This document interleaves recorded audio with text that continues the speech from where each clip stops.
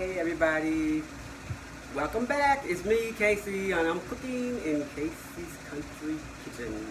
But today we're going to the city because I spent a lot of my life in Philadelphia. So today I decided that I want to make me a Philadelphia cheesesteak, and I figured you guys would love to be able to be on top of this recipe. So it's pretty simple.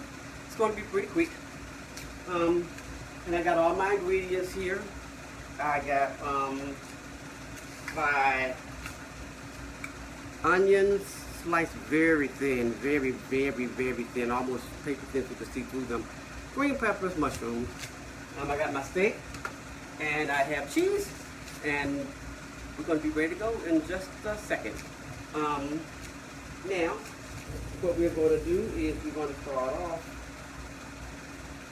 We're going to throw our steak up here on the pan. I've had it frozen, so we're just going to get started right here. Okay, let it get to open, okay? And in 1 minute, guys, I'll be right with you, right.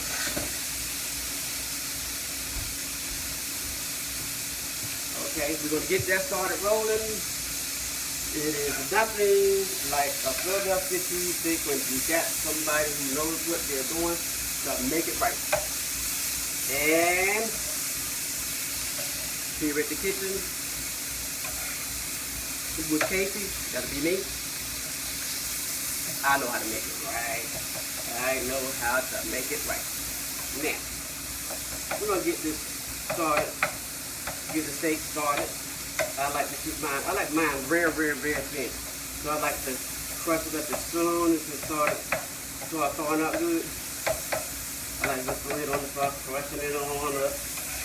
And it's cooking really well so far. I'm going to take that and move that over a little bit. Just because I want to get a little bit of the cooking oil over here, because this is where I'm going to throw in my vegetables. And like I said, this is going to be a quick video, guys. I'm going to throw in my mushrooms here and let them get started.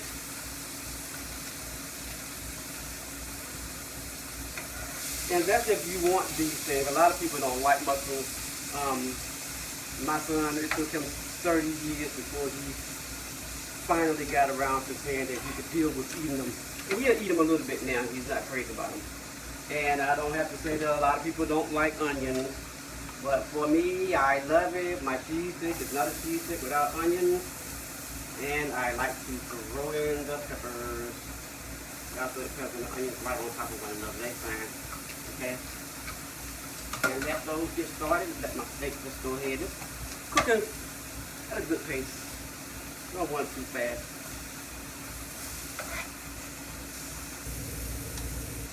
And I got this stirred up real good.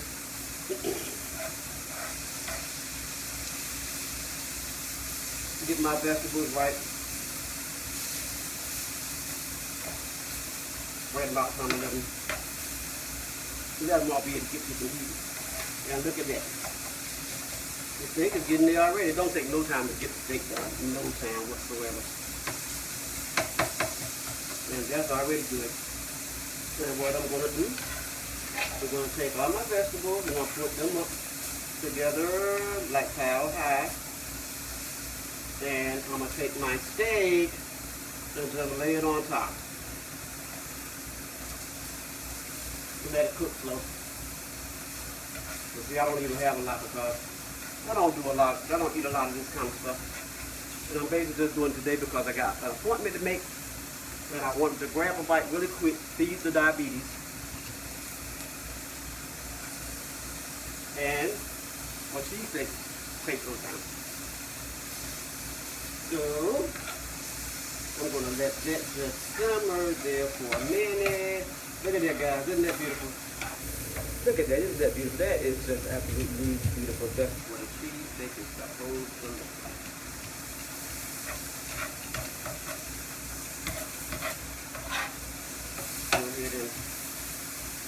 I'm going to go ahead and let that cook.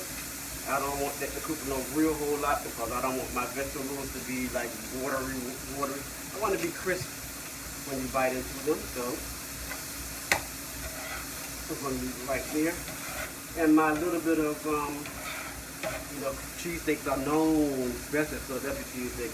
It's known you don't have a cheesesteak unless you got a little grease on the bag when you bring it out the store. You understand?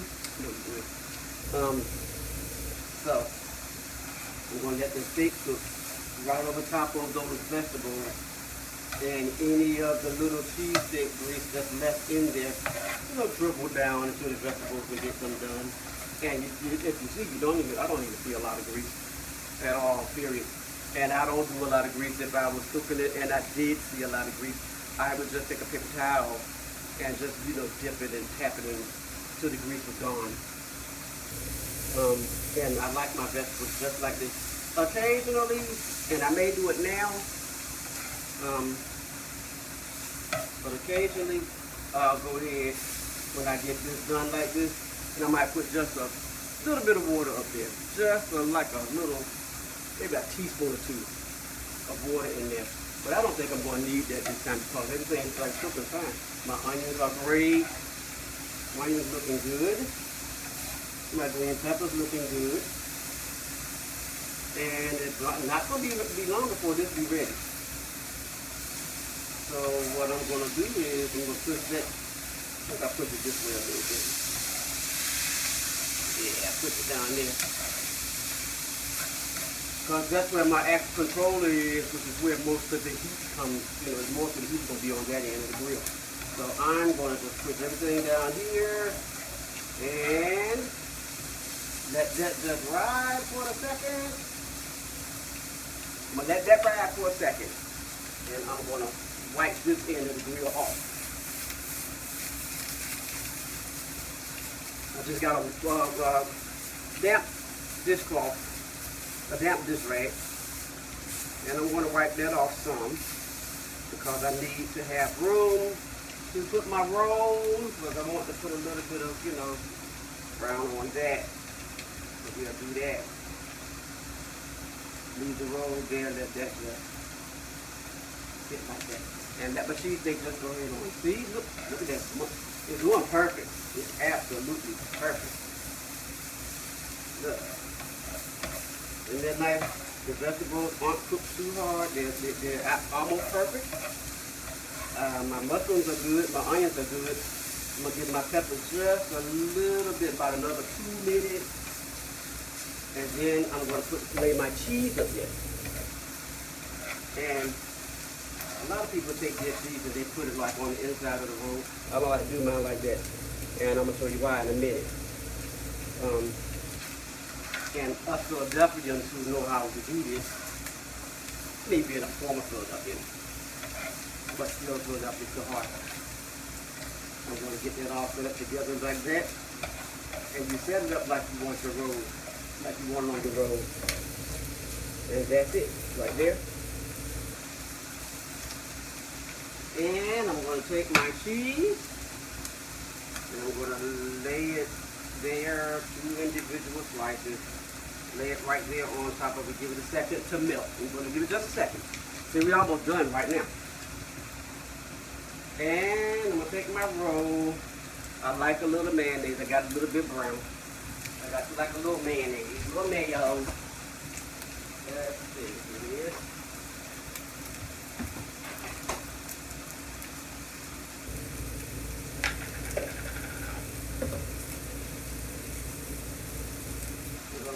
That quickly.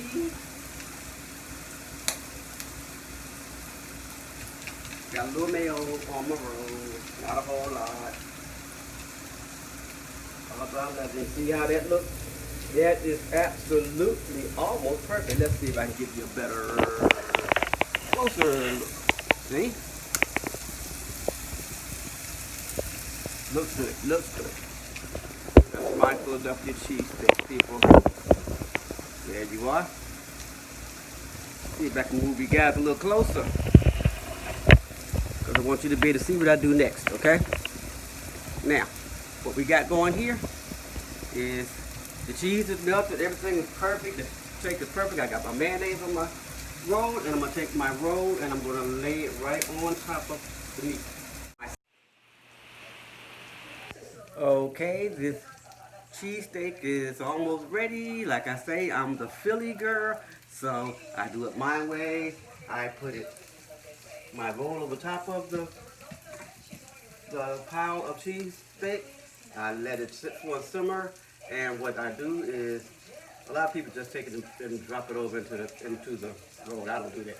I got it on top of there. I'm going to go on and lift it, because I want you to be able to see it.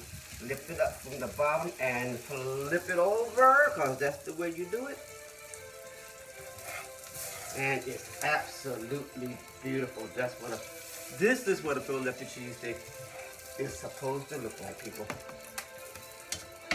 And if you're like me and you've been in Philly all your life, I've worked some of the restaurants, but the important thing is that I've eaten so many. So here we go. What do you think?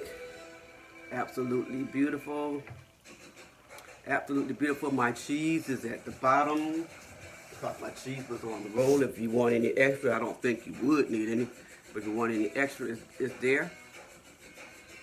It's absolutely beautiful. We're going to take that and put that here. And there you are. Philadelphia's best. It's absolutely beautiful. It probably would have been more pretty if I would have had cheese on top. But we're not going to worry about that right now, because I got enough on the bottom. It's going to be delicious. Wish you could join me. Now, if you like what you saw, and if you plan on making this Philadelphia cheesesteak, I want you to hit the like button. I want you to hit subscribe, and I want you to join in the next time for whatever the next dish is. And when I'm cooking for Mr. Joe, I want you to join in on that time as well. Thank you so much for coming. Mwah, love you guys. Smooches, everybody. Smooches, everybody. Have a good one from here on out, because I'm getting ready to have a good one. A good Philly cheesesteak.